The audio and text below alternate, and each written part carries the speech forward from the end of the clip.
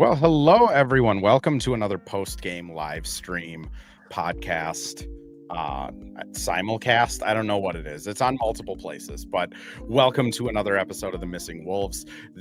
I was debating if I wanted to reference Goosebumps or Wolves Twitter. You guys finally did it on this podcast.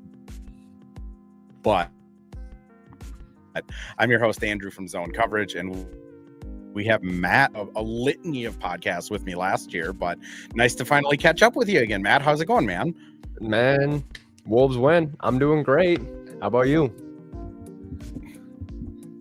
I am ecstatic that I am doing a podcast before midnight or 1 a.m. because there has been way too many of these really late live streams. So the fact that it is 10:13 as I sit here, I'm pumped. Like it's so nice to be able to watch a game where they win by 40 and everyone's in a good mood. But let's just start off with the story of the century. I feel like after Julius Randle scores a inside bucket for the Timberwolves at home, they now play the Crunch Wears No Pants trombone Goosebumps theme song religiously. Yep. They did it 4 times tonight after every inside bucket.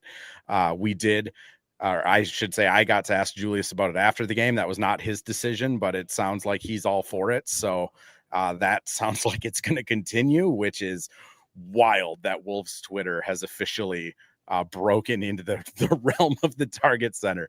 Matt, what can you say about that? Like, what goes through your mind when a meme is now the bucket music for Julius Randle? Well, to start out, I think that Wolves Twitter should give themselves kudos for pumping it out enough to the point where it's like the arena guy who's like doing the sound got the okay from whoever. That's really cool. Wolves Twitter give yourself a pat on the back. But yeah, I mean, Julius loves it, man. The Goosebumps, it's nostalgic, it's cool. I mean, yeah. I don't really have much else to say other than Wolves Twitter. Like that is really, really cool to do. Like that's not a normal thing around the league. And I feel like that speaks volumes for Wolves fans. I'll be honest, like the first time they played it, I like looked to the people next to me and I was like, did they do the trombone one? And then like they did it again, and it's like you can hear the whomp really clearly, and it's like, oh my God, on the week it gets copyright struck. Wolves PA guy and Julius Randle making it happen. So shout out Crunch Knows Wear Pants. Shout out Wolves Twitter sphere. You guys, you did it. You have officially invaded the actual consciousness of the Wolves. And yeah, I am. That is the most surprising thing of the night. Let's get into the game though. I mean, arguably there's not a ton you can take from a game where it was like 15-5 and then it never got within 10 again, and frankly it never got within like 30 again. But you know, we talked to the players after the game. They were all really proud of just how they went out there and played good defense from the start down. I mean, how did you feel they performed in that first 4-minute stretch when it was still a game?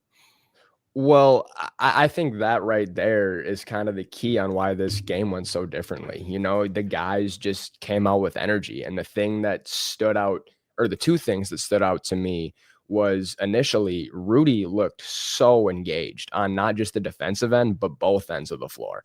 And I think that was a pretty big thing because a lot of the time you see Rudy super engaged on one end of the floor, and then Ant or somebody, Julius, will kind of look him off inside, but that wasn't the case. Rudy came ready to play tonight, both ends of the floor. That was a big thing. But the biggest takeaway for me was how quick the ball was snapping around. Finch was talking about it post game. He said that the team is just better when they make quick decisions and snapping the ball around. And tonight was just a result of that.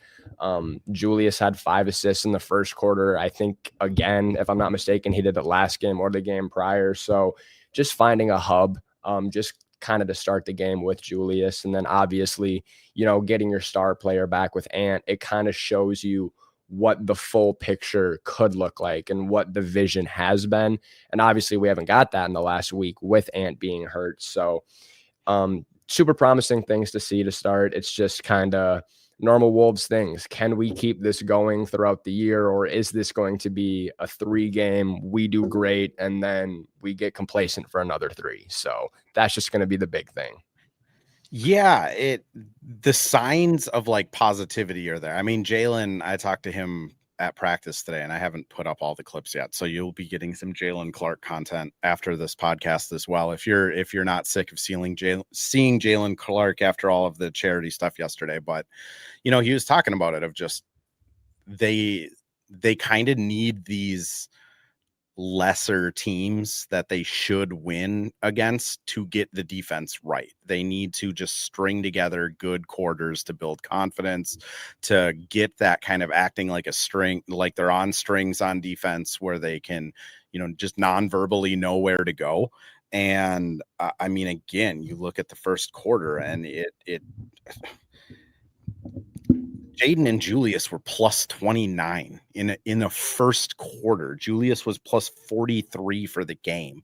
Like they just kind of need these. And fortunately, there's going to be a lot of these. I mean, they have Utah again coming up. They play Washington. They play the Kings, who are struggling. This should be a good stretch for them to finally kind of put everything together if it's going to get put together. I do think there is some questions still of like how sustainable this is. I mean, again, first quarter, you look, Julius, Ant, and Jaden combined for 36 points. Like that's probably not a recipe to win games, having those guys go off for 36 in the first quarter. But at the same time, like everything they did was pretty repeatable. I mean, Julius was getting everything in rhythm. 11 points, 3 rebounds, 5 assists in the first quarter. He had a rebound shy of a triple-double at halftime, and it didn't seem like he was forcing anything. Jaden, this is Jaden's role, like 12 to 15 shots a game. I think you're doing really good, even if Jaden's having a down night. But 9 of 14 tonight for 22 points. I mean, that's ludicrous.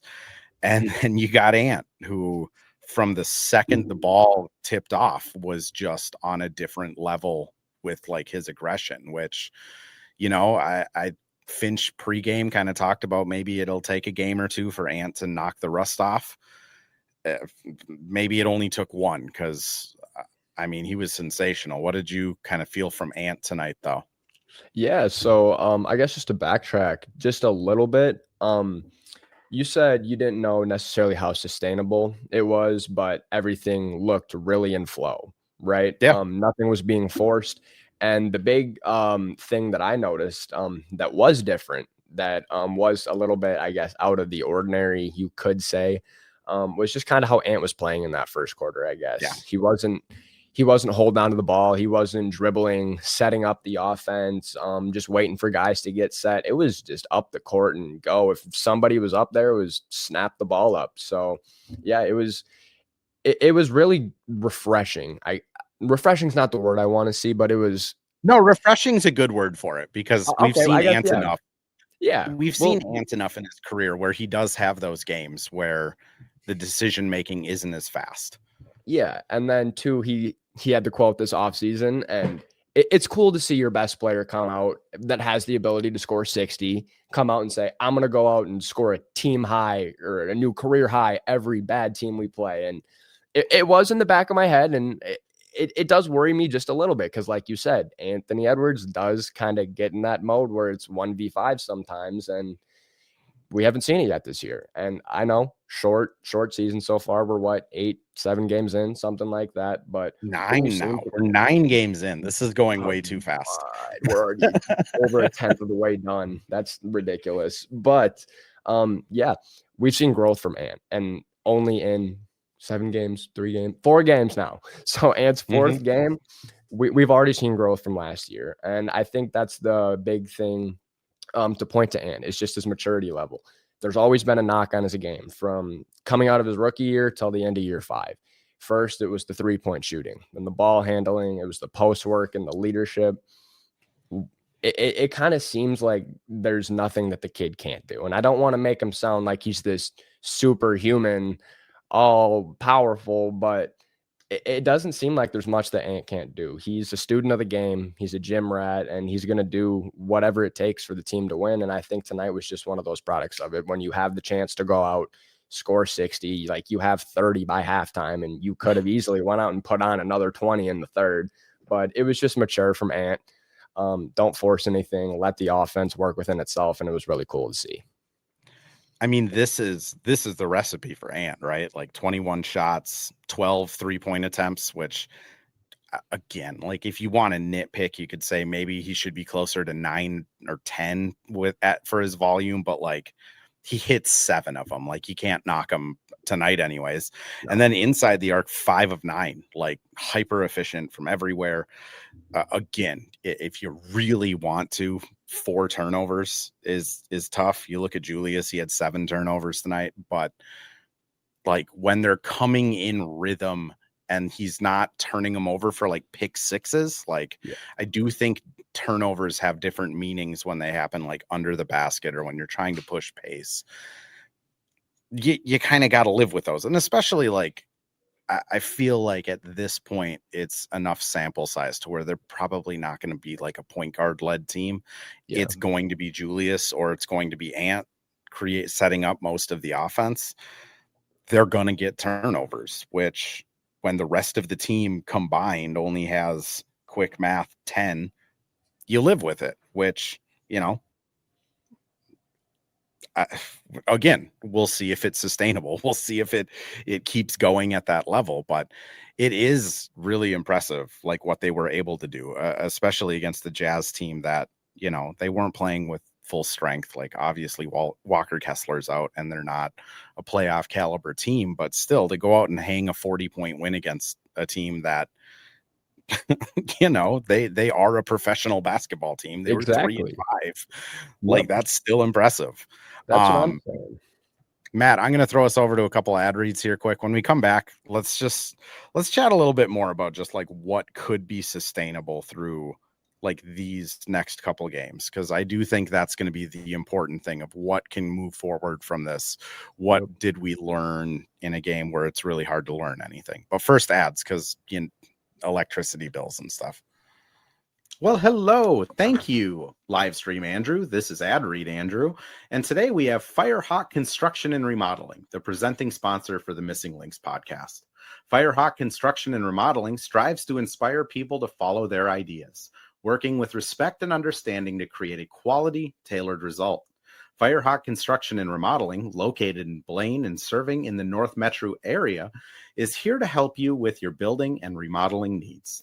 I can say personally, thanks to Firehawk Construction and Remodeling, I have a beautiful deck in my backyard and countless projects that I started, they finished. Get started on your new deck or remodel today by calling Isaac at 763-710-5686. And we're back with another ad read, this time for Pence Homes, the presenting sponsor of Hitting the Hardwood Network.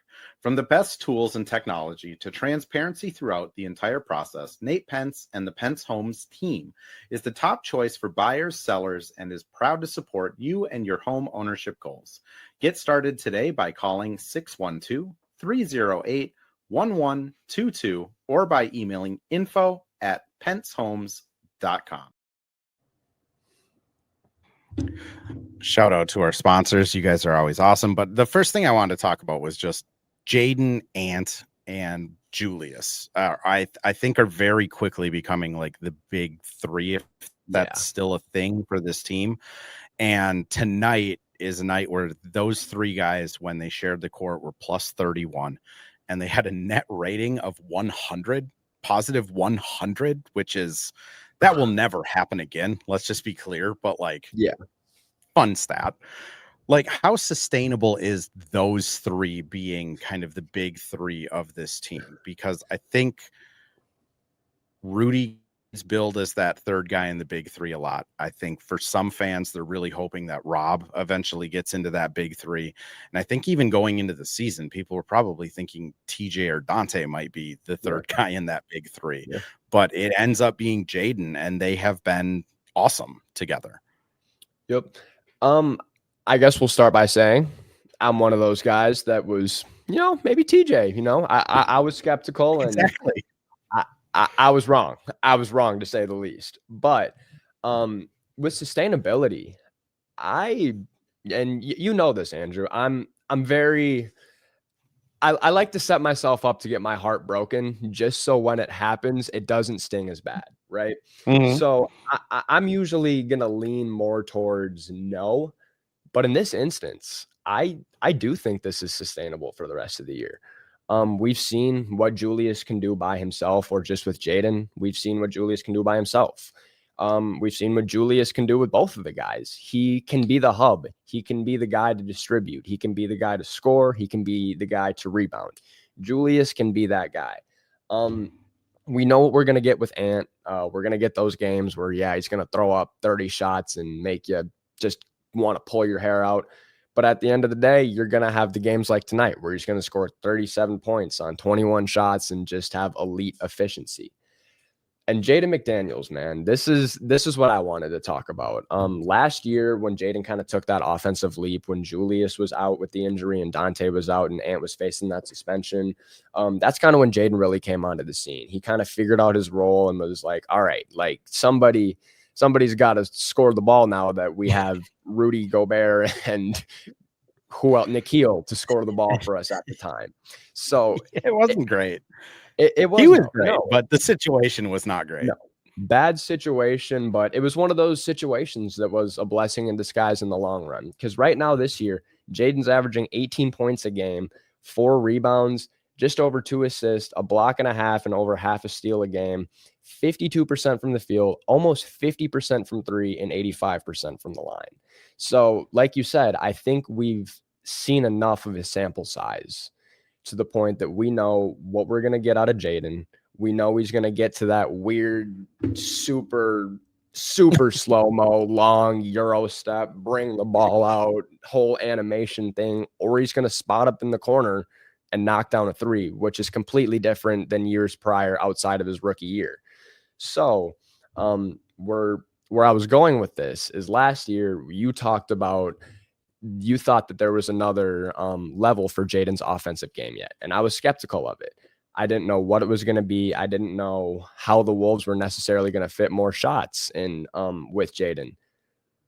But it's one of those instances that I'm glad I'm not an NBA coach. I'm glad I'm not an NBA GM, because I wouldn't have thought to give Jaden McDaniels 15 shots a game and we wouldn't have this 20 points per game Jaden.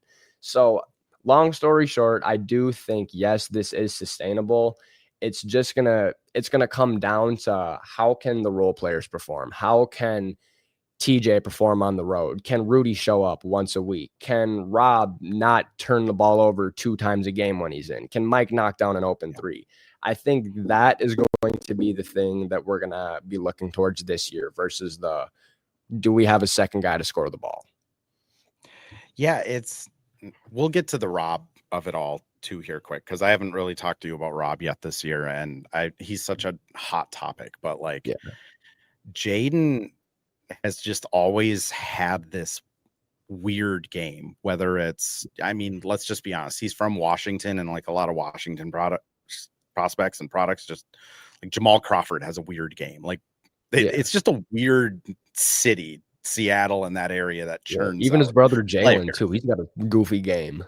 Yeah, it's just they're not conventional games. And I think Jaden, he's put in so much work to this, and he's always had these flashes, but it's just never kind of consistently stayed there. But he's confident this year, and they are, they're funneling it to him. Ant has been telling us for years that Jaden should get more shots, and I guess he was right. Let's get to the Rob of it all, though, because this is another game where Rob 4 for 9, went 0 for 3 from 3-point, 0 for 2 at the free throw line, had a couple rebounds, had an assist, no turnovers. 11 minutes, you'd probably again, if we're nitpicking on this game, like you'd probably like to see him closer to 20, but he looked fine in his 11 minutes, which again, I think almost every other player on this team looked phenomenal, not just Yeah. fine, which especially when TJ comes back, it's starting to get harder and harder to see where Rob's path is this year, which I'd love to get your thoughts on it. Cause like I said, I haven't talked to you yet this season about it. Yeah, so you heard it last season from me. I was all in on Rob Dillingham at the beginning of the year, and then we kind of saw what happened when he played in the regular season, and I was skeptical, as I should be. But with the whole Rob thing, I kind of feel like an emotional teenage girl talking about Rob Dillingham, to be quite honest with you, because I'm younger, right? I grew up watching Rob. We're around the same age. I grew up watching Rob at Donda. I grew up watching Rob at Kentucky. So I'm always going to have a soft spot for Rob Dillingham. But like you said, it just is questionable. Like, where does Rob fit on this team? Because you have your 3 bucket getters now. Dante came around and he's your shooter. Like you said, when TJ gets back, where does Rob play? Because you don't take Jalen Clark out of the rotation. Mike has played I think phenomenal. he has. Just to interrupt you quick, like I think Jalen Clark is probably the 7th guy on this team now. Yeah. Like I think Jalen has leapfrogged TJ and Rob. I think end of the season, Jalen Clark is going to be getting those, like he got tonight, 20 minutes. Like I think if you're looking for the Nikhil replacement, it's just Jalen Clark now. Which continue on. Yep, I took the words right out of my mouth there. I definitely agree with that. But with Rob, the one thing I'm gonna say, you kind of said if we want to be nitpicky, but if we want to look at like I guess the good with Rob and kind of like blow it up a little bit into like the bigger picture, the beginning of the year looked rough, including summer league. The turnovers just didn't figure themselves out. You said tonight no turnovers. Last game, he only had 1 turnover against New York in 12 minutes. Against Brooklyn, he had 3 turnovers in 20 minutes. I will say, though, Rob, since Ant went out, slowly but surely, each game, he did look a little bit better, in my opinion. Mm-hmm. But it then comes the question of the timeline. Does it add into the Wolves timeline? Because we're kind of in a state, especially with how good the West is right now. The Spurs figuring it out when Kyrie comes back healthy, because the Mavs aren't going to be this bad the whole year. I personally think there's just no time to get in Rob Dillingham's development, and it stinks. It really does stink. And you didn't want to have to add Rob Dillingham to the list of the Johnny Flynns and the other. I do not want to call Rob a bust, but players that didn't work out how we wanted them to. And it's starting to look more and more like that's going to be the case for Rob. And I don't want to say ship him out, trade the man, because he's 20 years old and he's playing point guard in the NBA. That is a very tall task, especially at the level and with the coaching or with the coach he has around him. That definitely, I think, hinders a little bit with playing time, how he handles himself in the game with shots he chooses to take or not take. But truth be told, just as a fan of Rob Dillingham, I don't think Minnesota is the place for him for his career if he wants to succeed at the next level. I think that Rob still can succeed in the NBA, but it's just time to face the music that it's not going to be in Minnesota, I think. Yeah, Casey says it here in the chat. He doesn't address any of the biggest deficiencies, which he doesn't. Like he tries really hard to rebound. Like if you watch him, he is really working hard, but he's 6'1", like, and that's giving him, the NBA lies about heights all the time, and that's giving him what the NBA measured him at.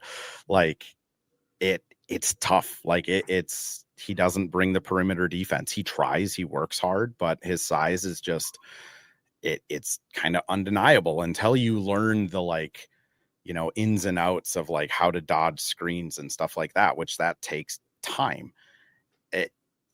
It's really starting to be hard to see, at least this year, what his path is to having like a really big role on this team, because like if he's going to play 15 minutes, 12 minutes on this team, like either Ant or Julius can't be on the floor almost, just so he's like a secondary creator and not a 3-point shooter, or like a drive and hope. But like even his drive and shoot game hasn't been ideal. And then you kind of look at like who's in the depth chart above him. Like if Rob's playing 20 minutes a game, you're probably losing a few games along the way of a season. I don't know how many it would be. I don't think anyone has that, but like if you're playing Jalen Clark, you're probably not losing as many games as Rob. If you're playing Mike Conley, you're probably not losing as many games as Rob. If you're playing Dante, I think certainly you're not losing as many games as Rob. And that sucks because like if Rob, like I know the Ja Morant stuff is all over Twitter right now. And like, I'm just going to say like, I know one of the things that annoys people who follow my work is that I am a very slow moving decision maker when it comes to basketball stuff. Like I come back and talk to me when we're 45 games into the year and maybe I'll have a better opinion on the Ja Morant trade. But like hypothetically, if they traded Rob for Ja and Rob was getting 35 minutes on a Memphis team, he'd probably be scoring 25 points, having 10 assists. He'd have 4 turnovers a game, and his development would kind of get kicked into supercharge. But like he's on a 5-4 Wolves team that probably needs to win 55 games to get home court in the playoffs. Like you said, there just isn't time, which maybe that's next year.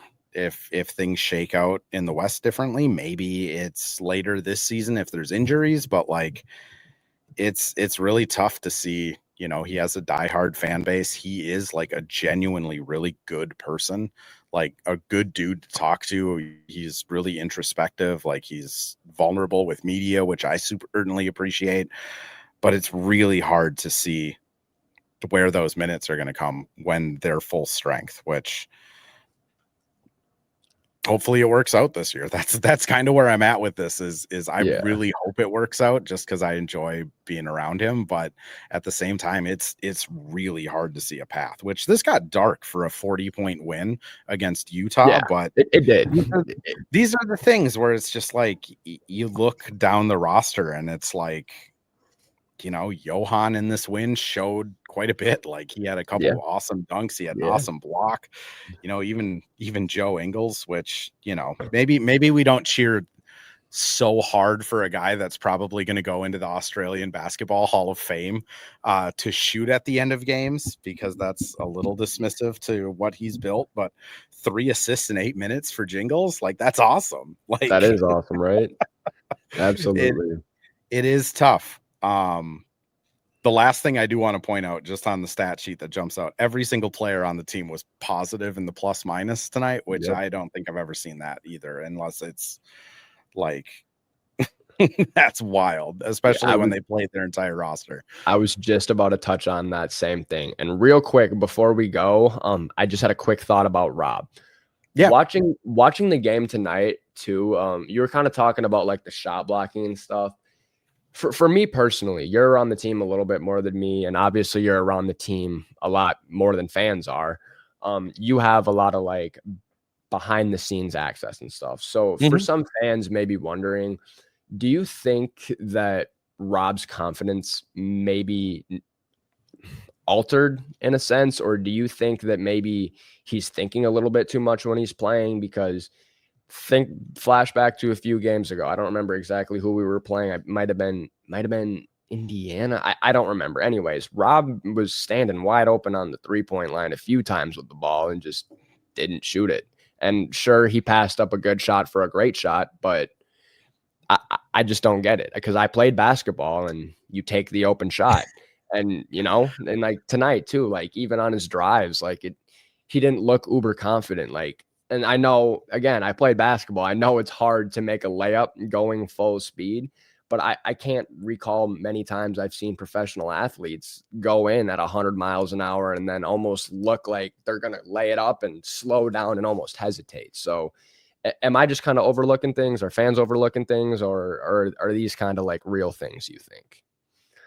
No, I think even Rob spoke on it. Like when I mentioned like his vulnerability with media, like he's pretty open about that stuff of just like I'll phrase it this way. Like when Rob was in high school, right? Like playing in Kentucky or in Charlotte, outside of Charlotte, North Carolina, when he was playing like in high school, he was the best player on the court pretty much at all times, no matter what, always. And he was given the liberty to do whatever he wants with the ball, right? When he was with Donda, same thing. When he was playing for U16, UC, like USA, sure, like Cooper Flag, and there was bigger, better players on the team, but he really didn't have to play with any structure because you're like 15. There's not a lot of structure that you get taught playing internationally at 15. Then he goes to Kentucky, and one of the reasons he came off the bench was because they needed that heat coming off the bench, where again, there's not structure. And you flash forward to getting into the NBA, and teams attack lack of structure. Like, to be successful, there needs to be structure, there needs to be spacing, there needs to be purpose with every move. And sometimes it doesn't feel like that because, you know, you're watching like a Nikola Jokic, right? And he can find anyone on a pass, and it just looks like, how on earth did he figure out that somebody would be there? It's because of structure. Like, it's because when Luka Doncic is driving in with a ball and he kicks it over to a corner, he knows somebody will be there open because they have run that play a million times, and he just knows that guy's going to be there. And for Rob, without like having a 90-minute sit down interview with him, but like picking at what he's kind of talked about, he's never had to think the game that way, right? Like, he has always been drive into the lane, read, react. Well, now you drive into the lane, everybody's 6'8" with 7-foot wingspans. You can't see over anyone because you're shorter. You need to trust that you know where everybody's going to be. And when you've never had to do that in your life, and now all of a sudden you are in a system where Rudy Gobert is going to be in a certain place, and because he's under the basket, the spacing needs to be perfect. Rob needs to know where all of those moving parts are at any given time. Also, there are giant human beings that are the most athletic people on the planet trying to steal the ball from you. Like, that sucks. Like, just objectively speaking, like, I think, you know, Kentucky turns out a lot of NBA players, but we see a lot of those guys out of Kentucky not make it. And I think that's part of it, is they're not prepared for the NBA. They're kind of prepared to win a championship at Kentucky. So Rob comes in, all of a sudden there's these new expectations of, you need to learn how to read the floor. You need to learn how to react. You need to learn where people are going to be. Also, here's how you play with Rudy. That's a completely different thing because Rudy is a very specialized player. Anthony Edwards is a 30% usage player, and Julius Randle's a 25% usage player. So realistically, you're going to get 6 shots a game. And if you miss 4 of those shots, you've had a bad game and you're going to get benched. If you have 2 turnovers in your 12 minutes, it's a bad game. You're going to get benched because they can't afford to have those 12 minutes go south. So now you go through the whole rookie season of Rob kind of dealing with that fact of like, I'm not playing for the first time in my entire life because I can't do things that I was never taught.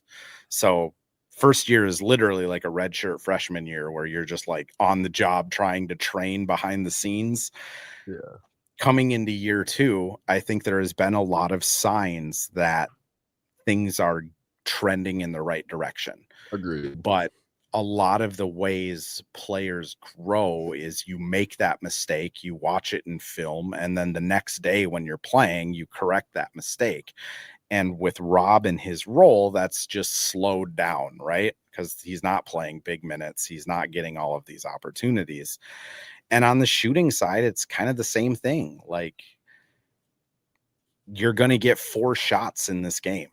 Like, if you're playing 10 minutes, you're going to get 4 to 5 shots. Do you want to miss all 3? Do you want to miss all 3 threes that you take and have your percentage go down and have, you know, people talking about how you're not a shooter and all of this stuff? And all of that factors in to why you see a Rob hesitate a little bit, that why you see a Jalen not shoot a shot that he would, why 4 years ago you saw Naz Reid do the same thing, or Jaden 2 years ago. Like, that's all of that stuff is going on in real time while you're playing basketball. And then again, for Rob, he's never had all of that going on in his mind because his entire career, he's never really been structured, which again, like, That's a huge like disadvantage when you're 19, 18 coming into a league. And why, like, I'm still really hesitant to say like he's not going to be a productive player, because maybe he just needs 2 or 3 years to figure that out. And maybe it'll be like Josh Minot, where he leaves in free agency and he signs with Boston, and now he's a starting caliber small forward. But like, I never saw that guy here. Like, sometimes it just takes a lot of time, and by the time you figure it out, you're on a different team. Yeah, right. Change of scenery, man. Sometimes that's all it is. It's obviously different scenario, but it's almost kind of like that John Morant thing. Yep. Ja's a great player. You know what he brings to the table, but a lot of stuff's happening in Memphis. Might just not be the space for him. Get Ja out to, like, hell, if you got Ja with Eric Spoelstra, oh my gosh, that would be a monster. They'd probably go a lot better.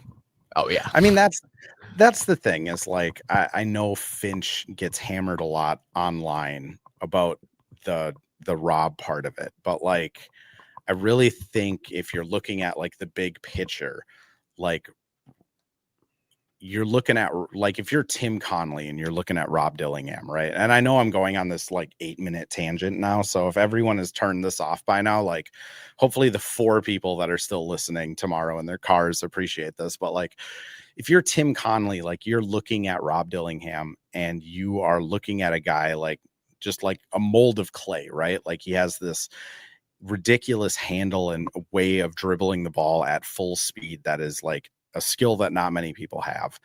And he is like a really gifted inside the arc scorer. Those are like 2 things you can work with, but you don't know all of the other things through like a 45-minute draft interview. Like, you're not going to know what his court vision is like, or what structures he's played in growing up. And like, Donda Academy doesn't send out like full game film to these colleges and coaches. They send out highlights because they want players to get drafted. So like, if you're Tim Connolly, you're looking at this guy and you see these 2 skills that are elite. And like, Rob is a very like upstanding young man. Like, he's very well spoken. He's very like polite. He's very hard worker. Like, he says things that are like, again, like vulnerable, that he lets people in. You see all these things and it's like, okay, that's someone that we would want in our culture. That's someone that would fit with the rest of our locker room. And then you draft him and the reality kind of sets in of like, oh, this guy might take 2 or 3 years to catch up to speed. And it's not like it's a Tim Connolly whiffed on a pick. It's not like Finch is just not playing him so he can't do it. Like, I would much rather have Rob be in this situation where maybe next year he finally comes out than have him be like Cam Thomas, where he's scoring 45 a game, but the guy can't get more than a mid-level exception in free agency because no one appreciates his value. You know what I mean? Like, Yeah. I do think there's a lot more to the situation than just, Finch isn't playing him. Finch didn't develop him. Tim Connolly whiffed on a draft pick. Like, it's so much more complicated than that. And I know it's a lot easier to just kind of look at it and be like, oh, that's what happened. But the reality is, like, it is really hard to play point guard in the NBA when you're 6'5". Like, when you're undersized, it's 10 times harder, and it might just take time. I guess we'll see. Ain't that right? Only time will tell. It's going to be a long season, and hoping the best for the man. And we will find out. That's the best part, Matt. Yeah. Like, we will find out. Oh yeah, we will soon enough. All right, I need to find out now, though. Now. That's the problem, is like, everyone needs answers now, but like, I don't know.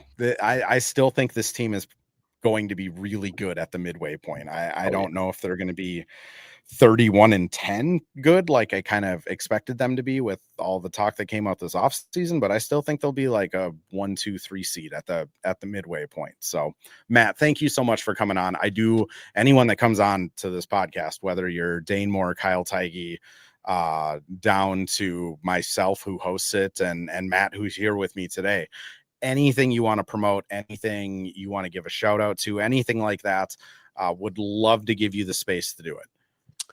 I don't think I got much other than I appreciate you having me on. Always a fun time talking ball with you, man. Hey, I appreciate it. Ren just joined in here. That court was woof in person. I might need to like wear a sleep mask tonight because I don't think I'm going to stop seeing neon green for the rest of the day. For anyone that joined in here late, that is Matt Brockberg. That was my guest today. He is with the Daily Wolves over on X.